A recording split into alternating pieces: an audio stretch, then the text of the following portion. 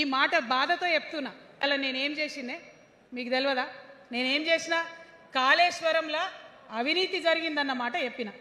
అంటే అవినీతి జరిగిందని చెప్పిన నన్ను బయటేసి అవినీతి చేసిన పందికొక్కుల్ని పక్కన కూర్చోబెట్టుకున్నారు చూడు. అది మన కేసీఆర్ కాదు, అది మన కేసీఆర్ కాదు కాదు ఆత్మలేని మరబొమ్మ ఇప్పుడున్న కేసీఆర్. మన కేసీఆర్ కాదు. మన కేసీఆర్ అయితే కళ్ళెత్తి చూసే ధైర్యం ఉండకుంటుండే, కాళ్ళు మొక్కేటటువంటి తత్వం ఉంటుండే. ఇవాళ అది మన కేసీఆర్ కాదు.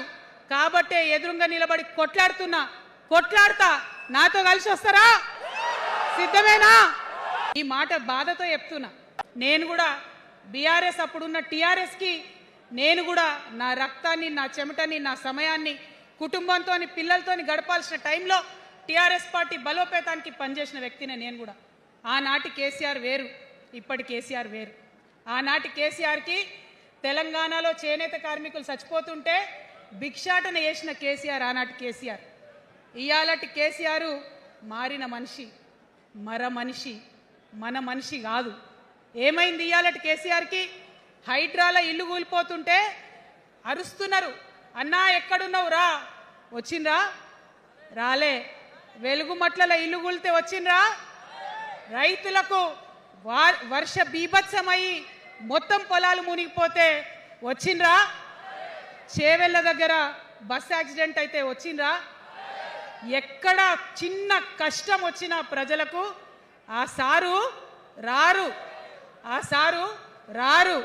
ఎందుకంటే ఆయన మారిన మనిషి, మనిషి, గుంటనెక్కల తోడేళ్ల చేతిలో ఖైదీ అయినటువంటి మనిషి, మన మనిషి కాదు. బాధతో, దుఃఖంతో, ఆవేదనతో చెప్తున్న మాట, సంతోషంతో చెప్తలేని ఈ మాట నేను. అట్లాంటి కేసీఆర్ ఎట్లా ఉండే ఒకప్పుడు? అదే ఆర్డీఎస్ అంతా పాదయాత్ర చేసి నా తెలంగాణకు నీళ్లు కావాలని అడిగినరు.